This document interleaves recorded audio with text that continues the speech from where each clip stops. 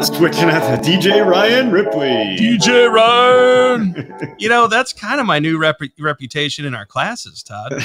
I know. I've been called the DJ lately. We've been spinning some 80s tunes during Rick rolling people. I have been. That's been a lot of fun too. We Rick rolled a class last week with well, I'm not going to give it away in case people out there ever join us in a class. You will get Rick rolled at some point. Yep. And some of you will get some Vanilla Ice too. It's possible. It's very possible. Yep. All right. Must developers be full-time on a Scrum team, Todd?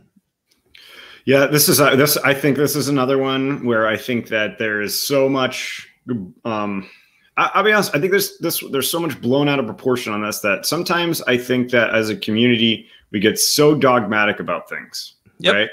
I think by now our listeners or watchers, however, YouTubers, know that we tend to be pretty pragmatic. We take some stances on things, and we also believe in the Scrum value of focus. And I think that applies 90% of the time. But sometimes you need some part-time help in your team with something special like DevOps or UX or something like that. Something that needs to happen here. So must developers be full-time on a Scrum team? Short answer, no.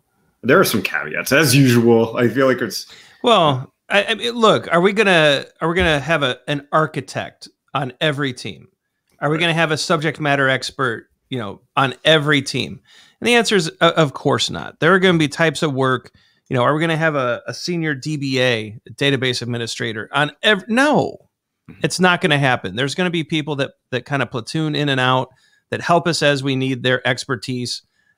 But the caveat, one of the caveats I would put out there is our core team needs to be pretty solid, and they need to be together and work together frequently. And they need to, that kind of bonding and forming and storming and norming and performing the Tuckman model, I think is important. I think that's how we start that quest towards high performance. And so that's important, but must developers be full-time on a Scrum team? Of course not. The Scrum Guide doesn't require that. Now, are there benefits to that? I would say, yeah. Yeah. I really like what you said there. The core of the team, right? The core of the team able to really be there together. People aren't Legos, right? We're not picking them up and moving them all around constantly. I think there's things that happen that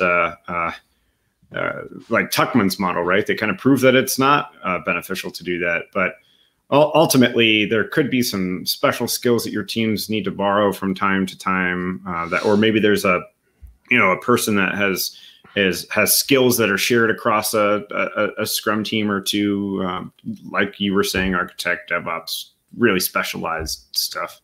So I think that's the case for I don't think it's a smart idea to just move people in and out all the time everywhere.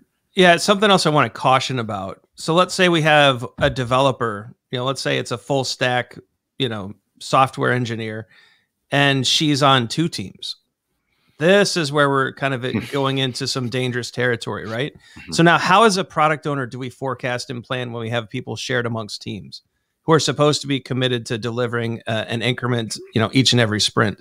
And so this is where we get into well, I'm going to spend half of my time here and half of my time there. And the context switching comes into play where a lot of time gets lost because that's where we need a Scrum Master to make those costs visible, to challenge and to push back.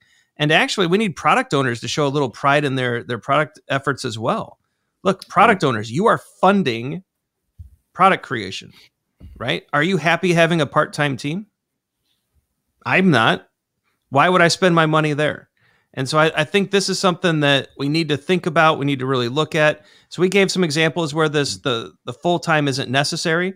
We talked about having a core team. But if we're sharing amongst different products or projects, core people, that's an issue. Trouble. Yeah. Big time.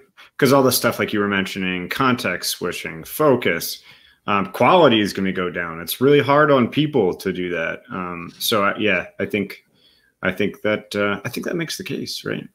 The answer is the answer is be reasonable, but if it's a core team member, it's not a good idea. There we go. All right, let's switch it over and talk about all of these end kind of items here. We've got some videos below. Please check them out. The algorithm picked them out specifically for you. Check out our socials at Agile for Humans on most major platforms. Like and subscribe. We've got a lot of things coming. An Agile Metrics show. We work with Vacanti quite a bit on fixing your Kanban, fixing your Scrum. We'll probably be making a comeback here in a little bit. Yeah. Lots of good stuff. Just don't miss an episode, right? So like and subscribe. You know what? We hope you take this information, you talk to your team, see what can work. Let us know in the comments how you handle it, and we'll check that out. Maybe turn your comments into a new video. Until then, I'm Ryan Ripley. The other gentleman with me, professional Scrum trainer Todd Miller. Yep. And we'll see you tomorrow.